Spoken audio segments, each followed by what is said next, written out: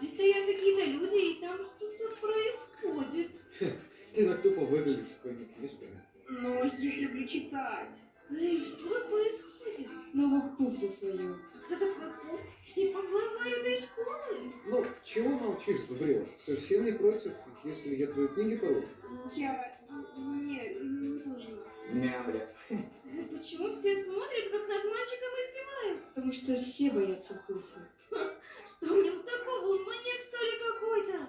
Типа того. Бред какой-то. Смотрите все, сейчас ботан лишится своих любимых побрякушек. Не нужно. Эй, ты клоун! Что, простите?